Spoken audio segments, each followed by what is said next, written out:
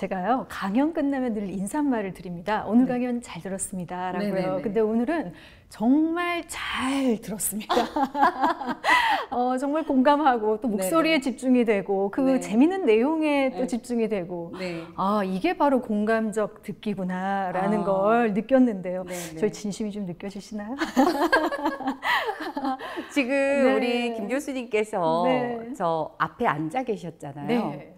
막 고개 끄덕이면서 그럼요. 공감해 주시니까 네. 제가 신나서 더 잘 할 수 있었던 것 같습니다. 근데 저절로 공감이 됐던 것 같아요. 그러니까 노력도 물론 필요하지만 어떤 분이 말씀하느냐에 따라서도 또 이렇게 집중이 네. 되고 공감이 되는구나라는 것도 저는 느꼈는데 아, 네. 사실 듣는 게 중요하다는 건 우리가 잘 알잖아요. 네네네. 근데 어떤 계기로 듣기가 이래서 중요하네. 네. 정말 공감이 이래서 중요하네. 네. 이런 걸 사실 느끼게 될 때가 있어요. 네, 맞아요. 어떻습니까? 대표님께는 그런 계기가 혹시 있었는지? 아까 이제 강연에서도 잠깐 말씀드렸던 그런 사례로 출발하기는 했는데 네. 이제 교수님도 강단에 서시잖아요. 그렇죠. 그러면 잘 듣는 학생들 너무 예쁘죠. 네. 그런 것처럼 네. 저도 현장에 나가면 네. 어떤 곳은 뭐 100명, 어떤 곳은 뭐 20, 30명, 어떤 때는 뭐 체육관 같은 데서 할 때는 엄청 많은 사람들이 모인 곳에서도 강연을 하게 되잖아요. 네. 그런데 그 어떤 곳을 가더라도 꼭 한두 명은 저를 만나고 싶었던 사람들이 있었던 것 같아요. 예전에 방송에서 들었던 목소리를 오늘 강단에서 만난 거예요. 네. 그래서 제 강연을 좋아 죽어라 듣는 사람들이 꼭 한두 명 있어요. 그런 사람들 표정은 이렇습니다. 막 이렇게. 네. 네. 그러면 이상하게요. 그렇게 많은 사람들이 모여 있는데도 저는 그 사람이 눈에 들어와요. 네. 그래서 어떤 부작용이 생기냐면 그 사람을 쳐다보면서 강연을 하게 돼요. 근데 강사가 한 사람만 쳐다보고 하면 안 되잖아요. 네. 그런데 정신 차려, 정신. 분산 이러면서 또 이제 고루고루 보면서 강연을 하는데 또 어느새 그 사람을 제가 쳐다보면서 막 하고 있는 거죠. 그러면서 제가 강연을 하면서 알게 된 사실. 네. 정말 저 사람의 말을 좋아 죽겠다는 듯이 잘 들어주면 끌어당기는 힘이 있구나. 네. 이것을 알게 됐어요. 중요한 것은 그렇게 제 강연을 들어준 사람 있죠. 1년, 2년 후에 낯선 곳에서 부딪히거든요. 생각나요. 네.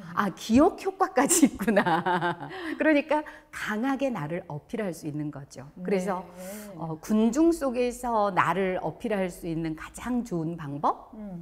이게 잘 들어주는 것이라는 거를 알게 됐어요. 그러면서 제가 말을 하는 사람이지만 네. 말을 들을 때는 나도 그 사람들처럼 들어주려고 노력하게 된 계기가 있었어요. 네. 우리가 보통 소통의 달인, 어떻게 하면 소통을 잘하나, 그리고 나를 어떻게 하면 알릴 수 있느냐, 뭐 이런 것들을 교육을 하다 보면 얼만큼 말을 많이 하고 잘해야 되나, 뭐 목소리, 뭐 이런 것들을 이제 신경 쓰게 되는데 사실은 경청이라는 얘기라는 거죠. 네. 아이러니컬하죠. 네. 네네. 그런데요, 요즘은 또 우리가 사람들을 만나서 이렇게 소통할 수 있는 기회들도 많이 줄고 또 미디어들도 굉장히 많아지면서 SNS, 문자, 물론 이런 것들이 편리하고 효율적이긴 한데 사람들과의 관계 속에서 이제 미디어가 개입을 하다 보니까 불통이 되는 경우도 굉장히 많습니다. 네네. 그래서 이런 미디어의 관계에 익숙해진 특히 젊은 층에게 제대로 듣기, 또 경청이 더 어려워지고 전화 콜포비아라는 말도 있더라고요. 한마디 좀 조언을 해주신다면요. 네.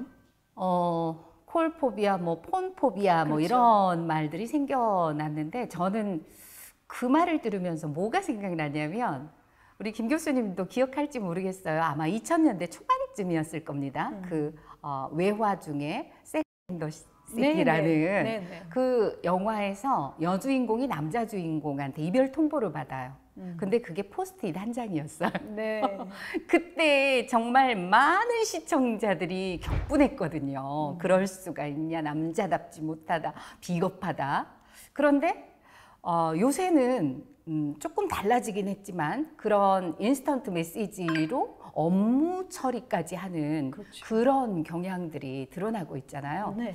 그래서 이런 사람들과 어떻게 소통할 수 있을까?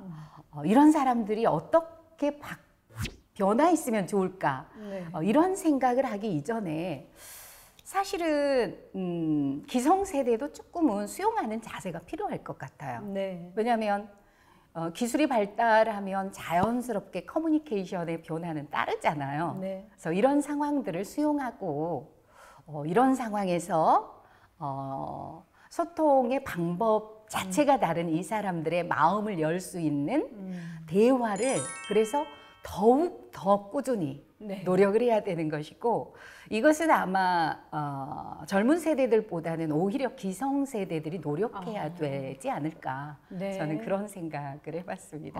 역으로 네, 오히려 네, 네. 젊은 사람들은 그런 기회를 자꾸 회피하려고 하면 안 되고 네. 사실은 이제 그런 젊은 세대를 이해하는 그렇죠. 기성세대들은 또 네, 필요하다. 그게 네, 소통의 네. 시작이다. 네, 네. 그렇군요.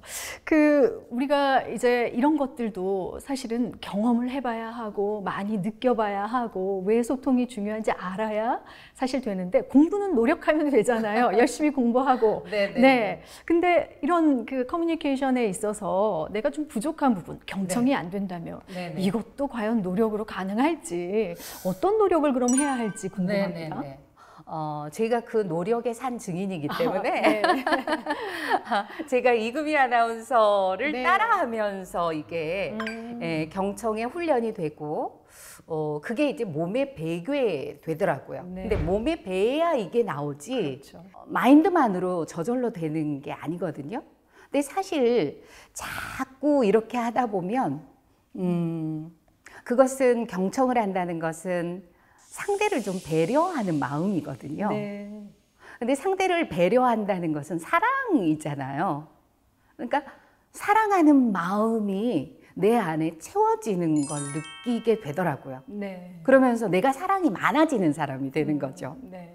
그러니까 예전보다 지금이 경청 훈련을 자꾸 하다 보면 스스로 내가 더 괜찮아진 것 같은 네. 그런 느낌이 들죠. 그러면서 자존감도 형성되고 결국 방법이라고 한다면 상대를 존중하는 마음, 배려하는 마음을 키우려고 애쓰는 자세에서 출발해야 될 것 같고요. 네.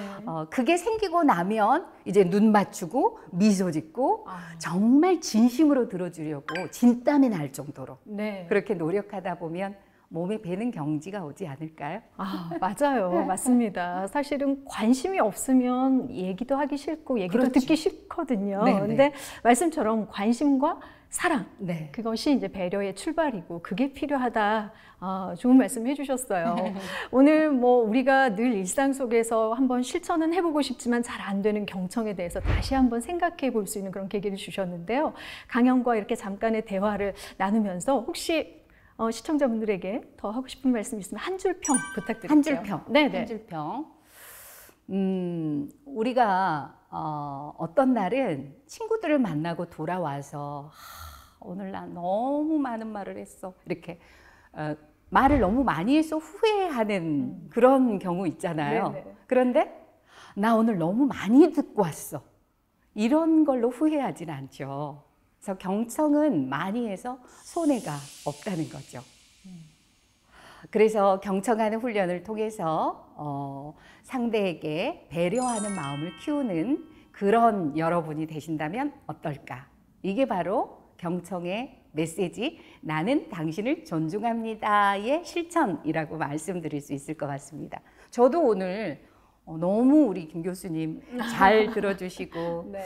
우리 스태프 분들께서도 잘 들어주셔서 사고 안 치고 마무리한 것 같은데요. 네, 오늘 정말 좋은 말씀을 또 준비를 해주셔서 자연스럽게 경청이 된 것 같습니다.